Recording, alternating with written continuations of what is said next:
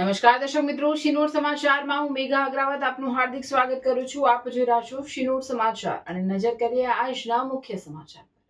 Shinor police સ્ટેશનમાં વિદેશથી આવેલ પાર્સલ છોડાવવાના નામે ઓનલાઈન છેતરપિંડી કરનાર અજાણ્યા શખ્સ વિરુદ્ધ ગુનો નોંધાયો હતો. આરોપીએ ફરિયાદીની પત્નીના મોબાઈલ નંબર પર સંપર્ક કરી તેમનું કુરિયર અમદાવાદ એરપોર્ટ ખાતે અટકાવવામાં આવ્યું હોવાનું જણાવી તેને છોડાવવા માટે નાણાં ભરવા પડશે તેમ કહી પ્રથમ વખત રૂપિયા ટ્રાન્સફર કરાવ્યા હતા. ત્યારબાદ ફરીથી ફોન કરી જણાવવામાં આવ્યું હતું કે પાર્સલ સીઆઈડી દ્વારા પકડી લેવામાં આવ્યું છે અને તેને છોડાવવા માટે વધુ રૂપિયા ભરવા પડશે. બાદમાં પાર્સલમાં ડોલર હોવાનું જણાવી તેને છોડાવવા માટે વધુ નાણાંની માંગણી કરવામાં આવી હતી. તેમજ જો રૂપિયા નહીં ભરવામાં આવે તો સીઆઈડી દ્વારા કાર્યવાહી કરવામાં આવશે તેવી બીક બતાવી ફરિયાદીને ભયભીત કરવામાં આવ્યો હતો.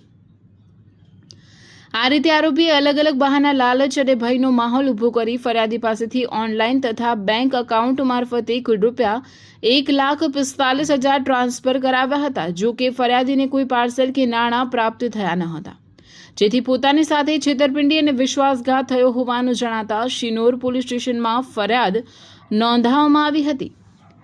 ગુનાની ગંભીરતાને ધ્યાનમાં લઈ શિનોર પોલીસ સ્ટેશનના પોલીસ ઇન્સ્પેક્ટર આર વસાવાના માર્ગદર્શન હેઠળ ટેકનિકલ સર્વેલન્સ અને ડિજિટલ પુરાવાઓના આધારે આરોપીની ઓળખ મેળવી વિશેષ ટીમની રચના કરવામાં આવી હતી.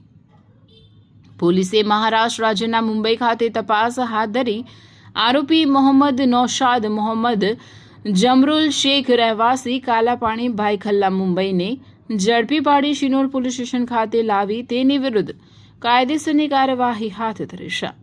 આ સમગ્ર કામગીરીમાં police inspector R Vasava, head constable Paragbhai તથા પોલીસ કોન્સ્ટેબલ ગોવિંદજીએ મહત્વપૂર્ણ અને પ્રશંસનીય કામગીરી બજાવી હતી.